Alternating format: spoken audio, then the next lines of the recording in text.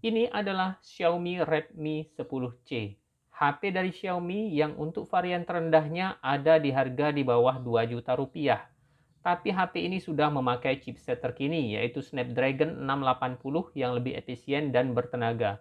Dan dipakai oleh HP-HP keluaran baru baik dari Samsung, Realme, Oppo, dan lainnya. Yang harga HP-HP tersebut berada di kisaran 2 jutaan, 3 jutaan, dan ada yang di 4 jutaan. Tapi Xiaomi menghadirkan chipset ini di HP yang harganya di bawah 2 juta. Nah, kira-kira ada nggak yang dikorbankan ya? Apa ada fitur-fitur yang dipangkas? Nah, HP ini sendiri ada dua varian, yaitu yang memori 64 GB yang harganya 1.899.000 dan memori 128 GB yang harganya 2.099.000. Untuk RAM-nya sama, yaitu di 4 GB. Tapi bisa ditambah RAM virtual, tapi nggak ada pilihannya ya, cuma bisa di 2 GB. Baterainya 5000 mAh yang sudah support fast charging 18 watt. Tapi sayangnya charger yang dikasih adalah charger 10 watt yang waktu pengecasannya itu 2 jam 50 menit. Hampir 3 jam. Nah, selain dikasih charger yang nggak mendukung fitur fast chargingnya, kita juga nggak dikasih soft case seperti biasanya. Kemudian screen protectornya juga nggak ada. Nah, saya jadi inget Samsung ya. Samsung biasanya nggak ngasih nih support charger yang support fast chargingnya, kemudian soft case-nya juga, kemudian screen protectornya juga nggak dikasih ya biasanya kalau kita beli Samsung. Jadi Xiaomi 10C ini sudah kayak Samsung ya. Nah, ini sudah saya belikan charger 20 watt karena yang 18 watt itu nggak ada. Harga chargernya itu sama kabelnya Rp188.000. Kita harus beli lagi kabelnya karena colokan chargernya itu C to C, jadi nggak bisa pakai kabel bawaan yang A to C. Nah, dengan charger ini pengecasannya jadi lebih cepat ya, 0 sampai 100% itu 2 jam 14 menit. Tapi kalau mau memanfaatkan fitur fast charging 18 wattnya dengan beli charger yang terpisah, berarti kita harus mengeluarkan uang lebih besar. Nah, total uang yang saya keluarkan untuk membeli HP ini serta charger 20 wattnya itu 2.184.000. Kalau misalnya nambah sedikit itu bisa dapat Redmi 10 yang harganya 2.199.000 yang mempunyai fitur lebih lengkap. Tapi memang memorinya itu masih 64 GB dan chipsetnya itu pakai Helio G88. Tapi kalau menurut saya sih nggak terlalu jauh bedanya dengan Snapdragon 680. Kecuali kalau kalian penggemar Snapdragon ya. Back cover HP ini terbuat dari plastik dan kalau menurut saya ini terkesan solid. Dan finishingnya ini doff dengan ada pola garis-garis yang diagonal yang kalau kita raba ini akan terasa konturnya. Nah, ini konsol kameranya besar dan di dalam konsol kamera ini ada fingerprint scannernya. Nah, kalau melihat ini saya ingat Realme ya, Realme Narzo 50A itu desainnya juga kayak gini untuk konsol kameranya. Nah, kameranya sendiri ini ada di sini ya. Ini kameranya ada dua buah ya, yang ini dengan yang ini. Sedangkan ini hanyalah aksesoris berupa bulatan hitam kecil dan ini adalah flashlight-nya. Kemudian untuk bagian samping, ini desainnya melengkung ya, tidak datar seperti HP-HP terkini. Nah, di bawah ini kita lihat ada grill speaker, kemudian ada port charging yang sudah Type-C, ada mikrofon. Di bagian atas ada jack audio. Jadi di sini tidak ada speaker kedua dan juga tidak ada infrared blaster ya, seperti Xiaomi yang lain. Kemudian di bagian samping ini ada SIM tray yang bisa memuat 2 SIM card dan 1 memory card. Di sisi yang lain ada tombol volume up dan volume down dan juga tombol power. Nah, layarnya ini berukuran 6,71 inci LCD beresolusi HD+ dengan refresh rate 60 Hz. Nah, di atas itu ada kamera depan yang masih bertipe dot drop ya, jadi belum punch hole. Kemudian di atas ini ada earpiece. Kalau kita lihat ya bezelnya cukup tebal di samping kiri, samping kanan, di atas juga. Paling tebal itu yang berada di bawah. Nah, sekarang kita coba lihat layarnya ya, sama speakernya. Ini kita putar game PUBG Mobile.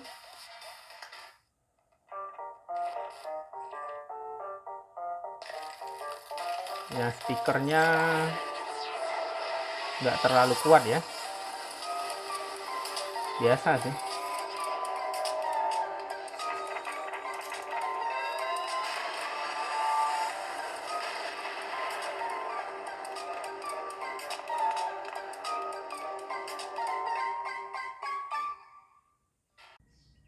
Nah, ini adalah tampilan layarnya di outdoor.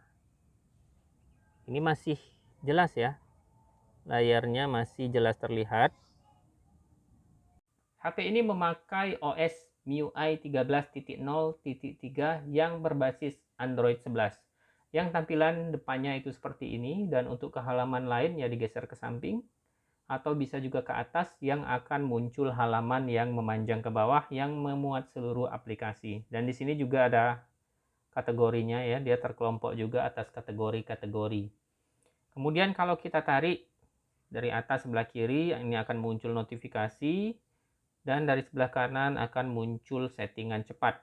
Nah, di sini kita lihat ada beberapa macam fitur-fitur di settingan cepat, antara lain screenshot, kemudian ada rekam layar, pemindai, mode baca, mode gelap, kemudian ada penghemat daya, kemudian ada proyeksi, ada hotspot, ada berbagi langsung, dan ada lokasi. Fitur-fitur lain ada penambatan USB, penambatan Bluetooth, untuk berbagi koneksi internet melalui HP ini. Kemudian ada proyeksi ya, tadi sudah. Kemudian ada tampilan nirkabel, ada Chromebook, ada juga Android Auto. Nah, di fitur spesial itu ada game turbo untuk game ya. Oh ya, untuk wifi-nya ini bisa dihidupkan berbarengan dengan hotspot. Ya, jadi kita tidak perlu mematikan salah satu ya.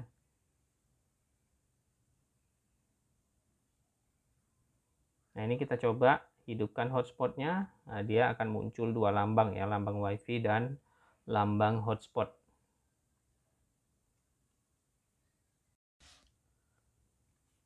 Untuk game PUBG Mobile ini kita dapat di grafik balance medium ataupun di smooth high bisa ya. Kemudian untuk fitur gyroscope ini belum ada ya. The current device does not support this function. Jadi tidak ada gyroscope-nya. Walaupun yang software sekalipun ya tidak punya dia.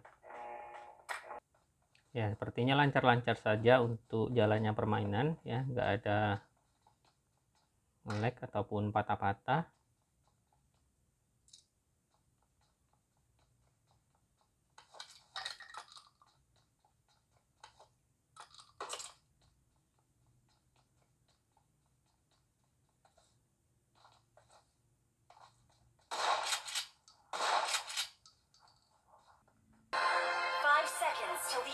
Ya, ini adalah Mobile Legends.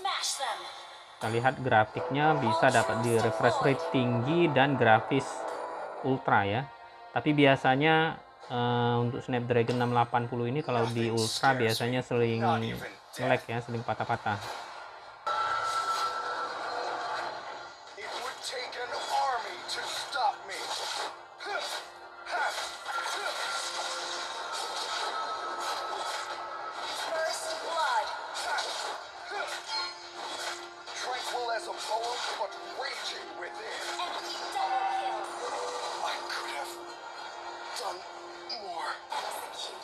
Tapi ini sepertinya lancar ya, belum ada nge-lag.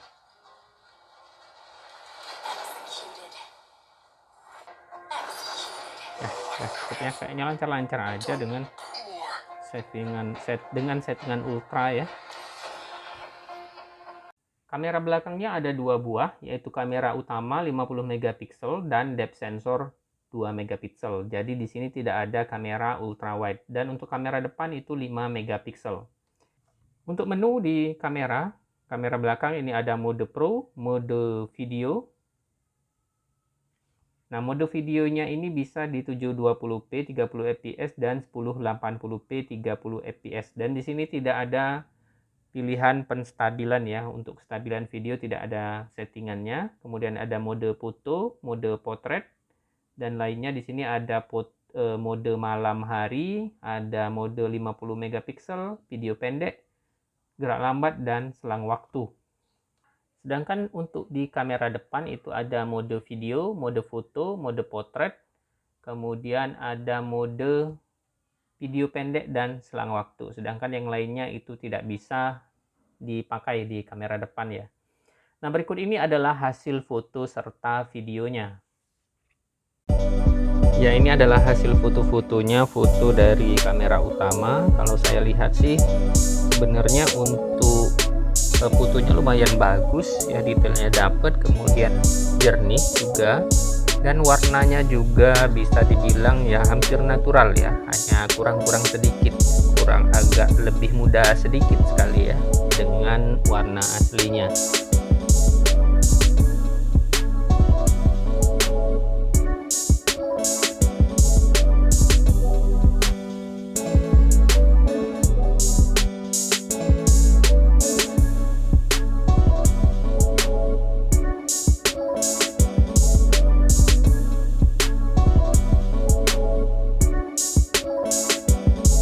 Kemudian ini kalau di tempat yang sedikit agak terang ya, untuk HDR-nya yang lumayan. Ini juga.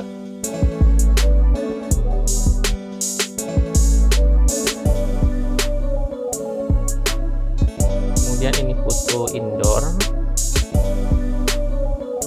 dengan cahaya yang agak kurang, ini juga. Kemudian ini foto dengan efek bokeh.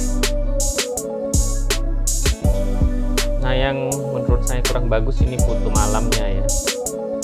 Ini foto malamnya, kalau tanpa mode malam ya kabur sekali ya. Sedangkan dengan mode malam sudah agak lumayan. Ya, cuman tetap aja nggak terlalu bagus ya detailnya. Kemudian ya banyak noise juga.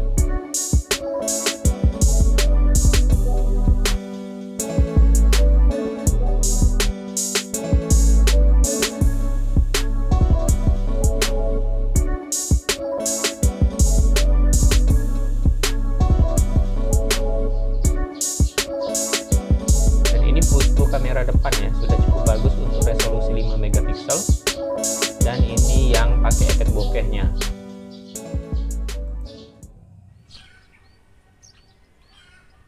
Ini adalah hasil perekaman videonya di 1080p, dan mikrofon juga langsung pakai mikrofon HP ini.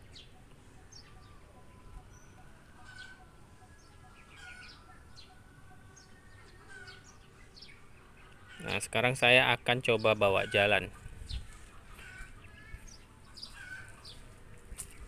Jadi HP ini memang nggak ada untuk settingan stabilisasinya ya untuk video. Jadi ya memang agak goyang hasilnya sih.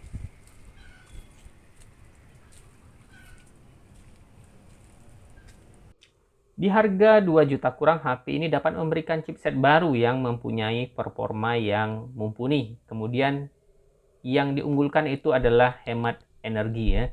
Saya juga sudah merasakan, jadi saya main PUBG Mobile di saat HP ini baterainya tinggal 1%, dan itu dia nggak mati ya. Jadi saya bisa menyelesaikan gamenya itu dengan baterai yang tinggal 1%. Nah, kalau misalnya HP lain biasanya itu sudah langsung mati ya kalau kita main game di baterai yang tinggal 1%.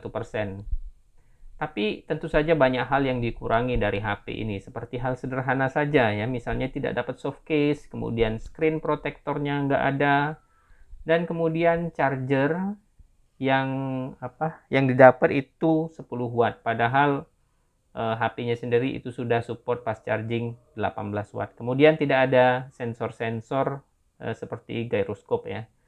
Dan harganya pun ini selisihnya dikit ya dengan Redmi 10 yang tentu saja fitur-fiturnya lebih lengkap. Oke, sekian dari saya. Semoga bermanfaat. Terima kasih. Assalamualaikum warahmatullahi wabarakatuh.